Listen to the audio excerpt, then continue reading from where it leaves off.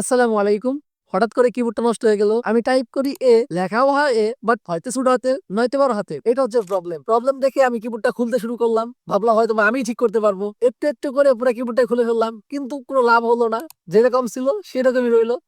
প্রবলেমই রয়ে গেল। কিন্তু সমাধান একটু হলো না। মনের আনন্দে এবিসিডি লেখা শুরু করলাম। লিখতে না লিখতে মনে হলো কিবোর্ডটা লাগিয়ে ফেলি। কেননা এই কিবোর্ডে আর কোনো কাজ হয়তোবা হবে না। ওয়ারেন্টি দিতে হবে, কিন্তু আমি তো খুলে ফেলছি। ওয়ারেন্টি হয়তোবা আর নেই। তারপর ভাবলাম একটা মেকার দেখাই।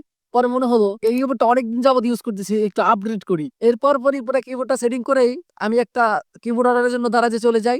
তো আপনারা প্রাইসটা জাস্ট গেস করবেন, যার গেসটা একদম অ্যাকুরেট হবে তাকে ভালো একটা উপহার দিব ইনশাআল্লাহ। আর অর্ডারটি প্লেস করার 2 দিন পরে চলে আসে আমার পার্সেল। আসতে না আসতে আমি বললাম যে এত বড় রিস্ক নিব না, ডেলিভারি ম্যানকে দিয়ে আমি আমার পার্সেলটা ওপেন করি।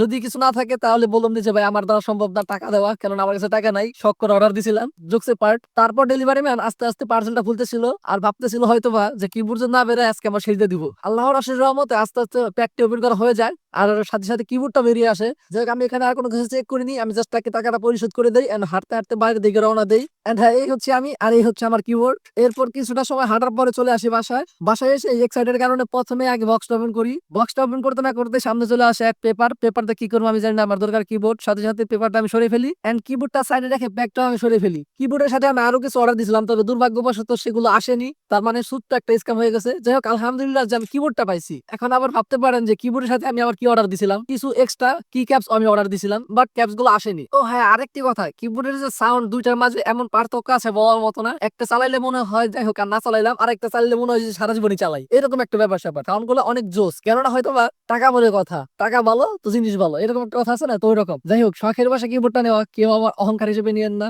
আমি জাস্ট এমনি ভিডিও বানাই, তো ওই জন্য আপনি আপনাদের সামনে উপস্থাপন করলাম। তো সকলের উদ্দেশ্যেই 5 ওয়াক্ত নামাজ পড়বেন। জাযাকাল্লাহ।